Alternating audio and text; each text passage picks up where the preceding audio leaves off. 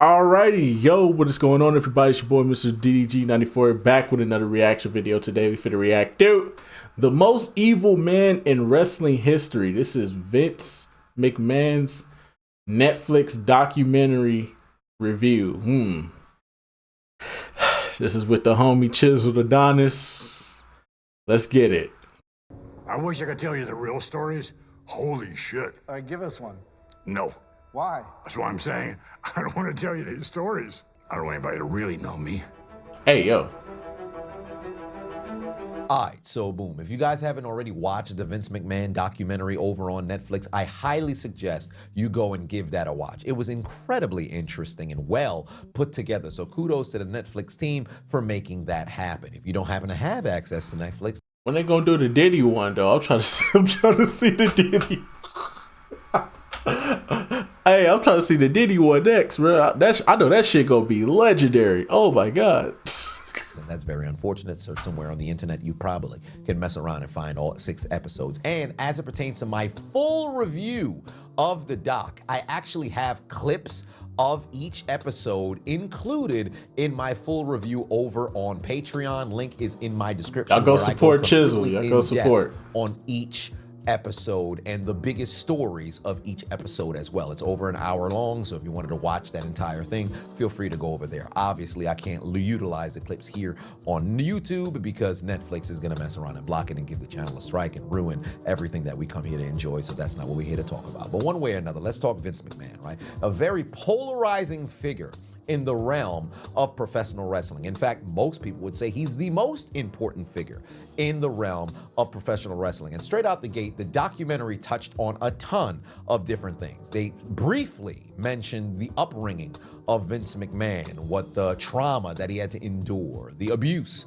that he had to endure. In fact, I think they probably touched on it for maybe at maximum 2 minutes, 2.5 minutes, and just brushed up over it. In fact, Vince himself said to brush over it.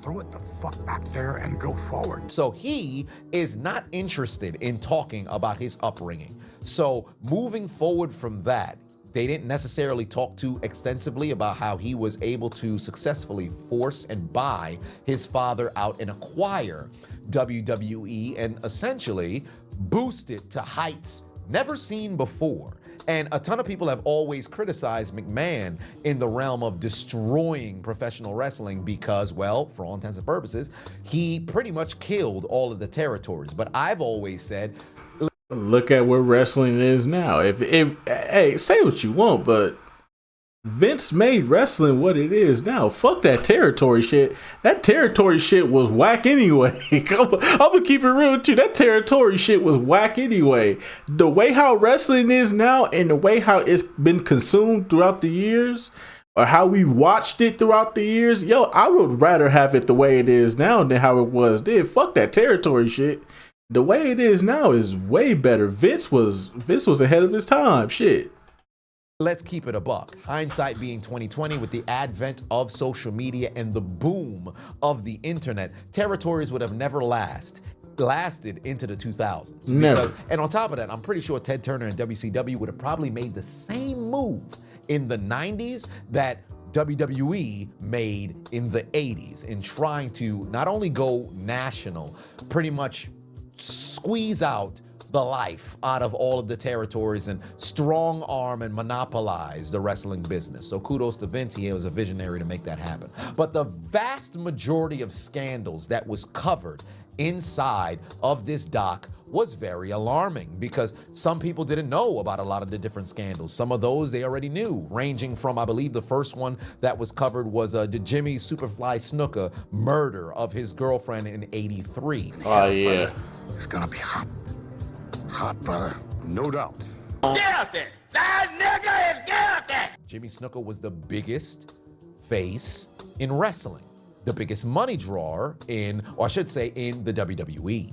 So with that being the reality of the situation, when this unfortunate passing of his girlfriend came about, what did they do? Sweep it under the rug. In fact, if you were to look and Google Jimmy Snuka incident, you'll see this wasn't just an isolated situation because there was history of domestic violence from Jimmy Snuka to his then girlfriend prior. And it was Vince McMahon, per the officer's notes, who had told his girlfriend not to go forth with a complaint towards Jimmy Snuka in an effort to not only protect Jimmy Snuka's image and what transpired, but also to protect his business.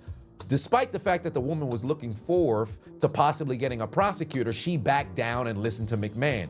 Ultimately, later on, she fell off of a ledge and passed away. The coroner notes and everything of the investigation proved that there was indeed blunt force trauma and brain injuries and stuff. And so Vince out here with the Diddy shit.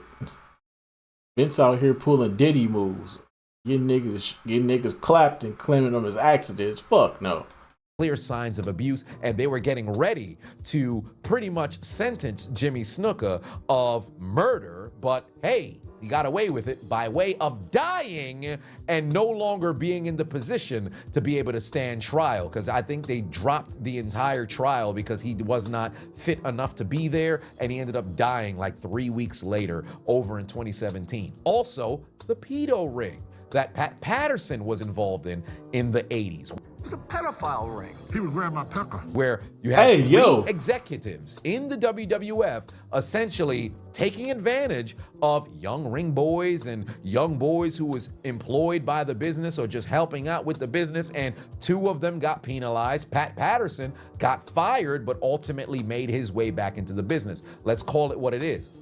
Despite how big of a trailblazer Pat Patterson just so happened to be, not only in the realm of wrestling, but also that being a homosexual wrestler, being able to rise to the number 2 position in the company on the executive side. However, how many wrestlers over the course of the past 30 years have you heard, or even regular behind the scenes suits people talk about how Pat Patterson would unfortunately sexually harass them, or perhaps touch them in suggestive ways? In the documentary, Tony Atlas had mentioned, hey, he would grab my pecker. And what was he to do?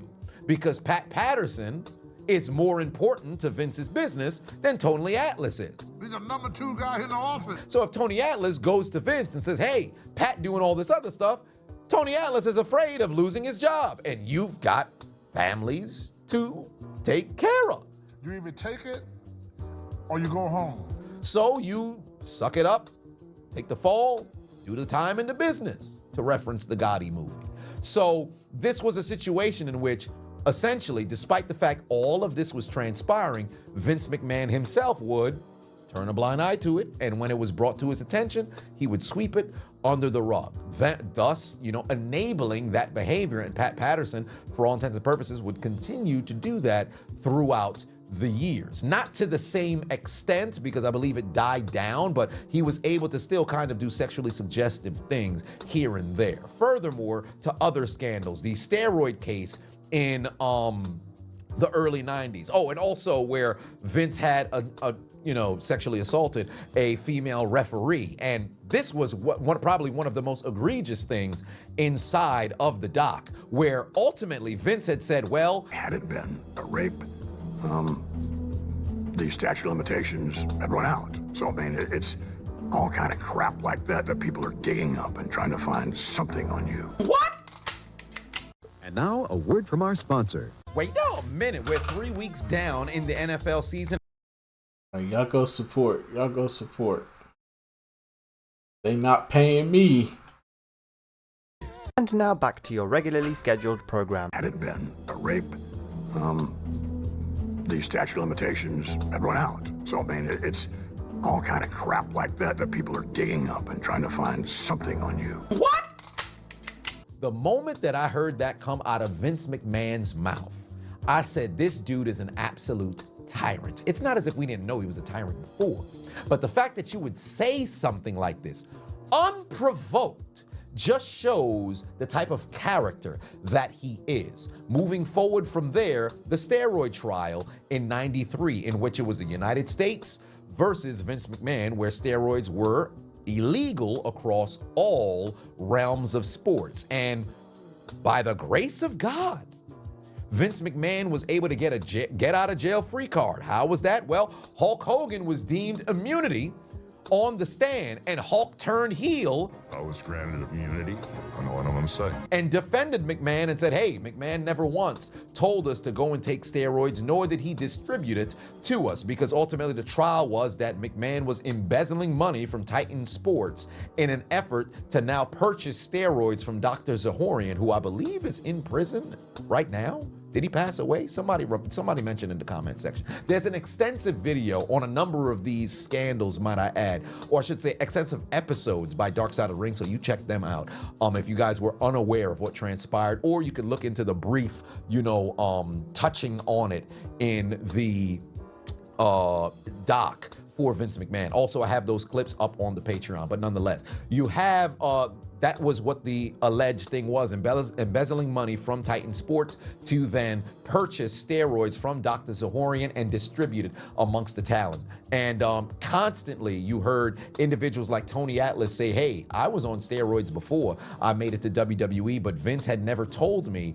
to go and take steroids, despite the fact that he never once had said, hey, if you taking them, stop, or whatever the case may be. He turned a blind eye to it. Bret Hart said, hey, I never seen Vince encourage individuals to go and take steroids. Hulk Hogan had said he never saw Vince McMahon go and encourage people to take steroids. And truly, in my opinion, I would agree with that. I think for Vince, it was one of those things in which he enabled individuals who took it by not going and stopping them. However, I don't think he made it a point to go and hand individuals said syringes to go and inject it into their butt cheeks. But there was no denying that there was an incredible amount of steroid use from within the company. There was that scandal that existed. Then furthermore, to the odd storylines, there was a lawsuit with Sable in '99 where Sable had alleged that there was a sexual harassment that was made towards her, wanting her to do sexually suggestive things and storylines. And I believe that with all the shit they had, every time Sable would come out, they just have her take her bra off and just show her titties in front of the whole. Nah, Chief, I believe Sable. any woman that was wrestling in WWE in like the 90s and the early 2000s, yo, I believe every single story, because ain't no fucking way, bro. The shit they was doing with these women back then, ain't no telling what was going on behind the scenes when the cameras were turned off. Ain't no fucking telling, bro.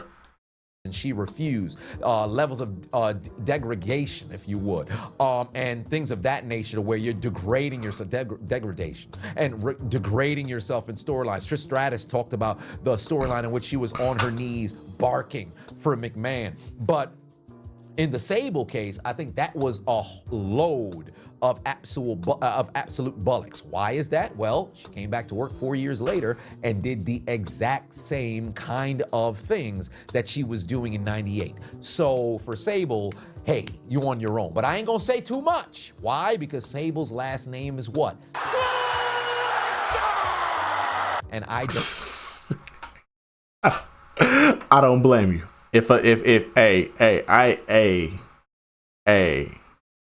Hey, sometimes you gotta know when to pick your fights, and brother, I'm with you. I ain't saying not a goddamn thing about Sable or Brock. I'ma just say Vince was wrong. Somebody need to go to jail. Cause I ain't messing with no Brock Lesnar. Hell no. I'm a pussy. I'm a pussy now. When it come to Brock, I'm a pussy. I'll be like, I'll see you in court, pal. I will see you in court. That's what I'm gonna do. I'm gonna think smarter, not harder. Okay, pause, no Diddy, but I'm gonna think smarter. I'm gonna be like, I'll see you in court, pal. You don't want those problems. Now, moving forward from there, you had the 2006 incident. There's a woman who worked at a tanning salon, and she alleged that Vince McMahon had shown her naked photos of himself and had groped her. Sir! Sir! Excuse me? Guilty! That nigga is guilty!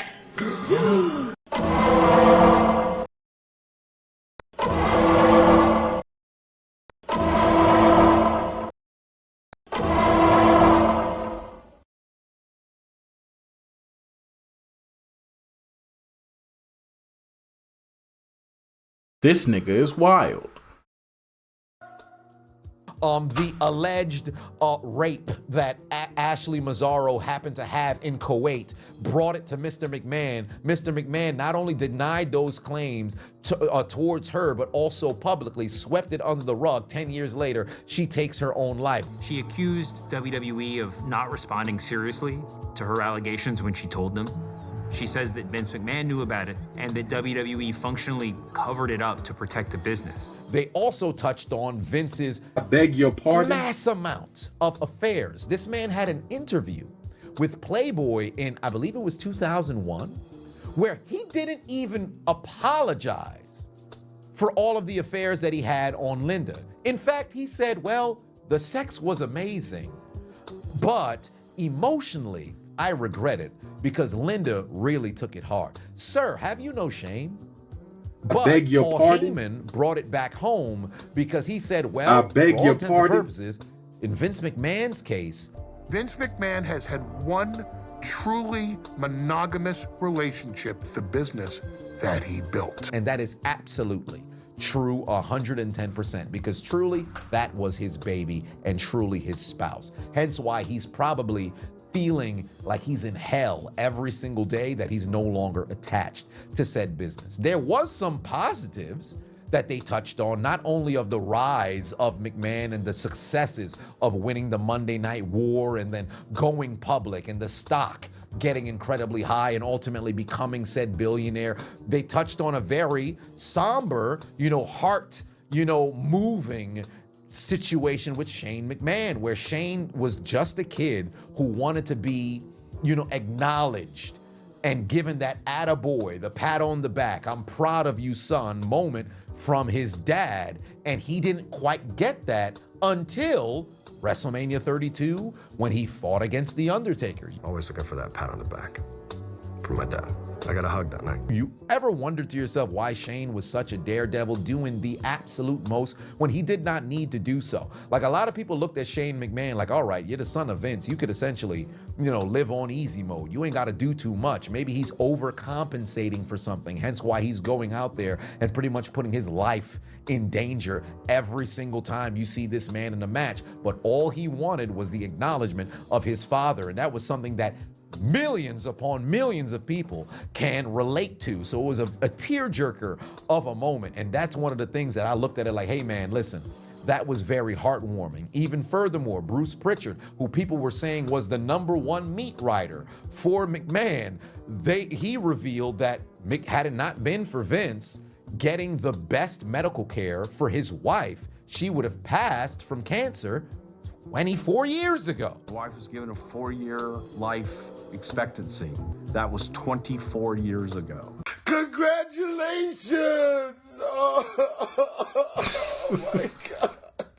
And now, a word from our What sponsor. more do you want from me? Why don't I knock someone out myself? So I go first pack today. Y'all go Now back to support. your regularly scheduled program. Y'all go That was support. 24 years ago. And he's gonna ride for not only his coworker, but that's a lifelong friend. And despite how you may feel about Vince and all the stuff that Vince had done, although you can acknowledge, the vile human being that he is, you can also acknowledge the good things that he did as well. And that was because Vince McMahon made sure that she got the best care that was available. That doesn't exonerate the bad things, but you can have two different things be true at the very same time. Stephanie McMahon talked about, the role of what Vince played in her life. And there was also very odd storylines. Nah, where Vince don't seem like the had type to go to no attempted Diddy to get party. a storyline where it would be him who impregnated Steph and all this other stuff. And you've seen the times in which I believe he had a match at No Mercy 2003, where he fought Steph like a week before her wedding. There was a ton of different storylines where he incorporated real life situations and allegations into storylines, and then moments in which wrestlers would say no, well, get ready to get humiliated. Trish Stratus talked about how she ended up losing the title to Mickie James because she had denied, a particular kind of storyline angle. But all in all, they also touched on the Benoit tragedy as well. This is the first time that you had Vince McMahon talk about the Chris Benoit incident since 2007?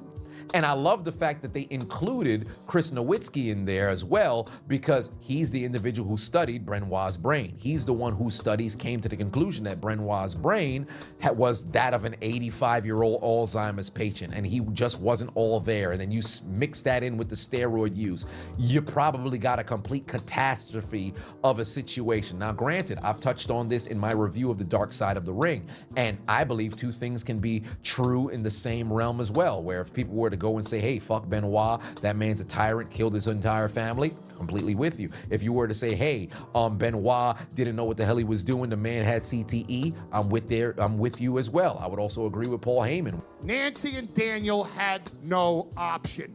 He did. I completely agree. Vince McMahon simply said, what happened to Chris Benoit? Human beings are flawed. Chris went nuts.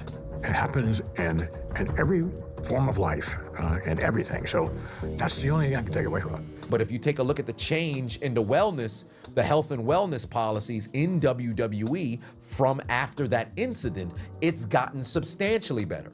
Now, granted, 2017 to 2014, it's night and day for how superstars were treated. 2014 to 2024, it's completely different for how they were treated. So it's gotten better in light of that unfortunate tragedy. So they were able to spin that negative into a positive over time, and now you have less injuries.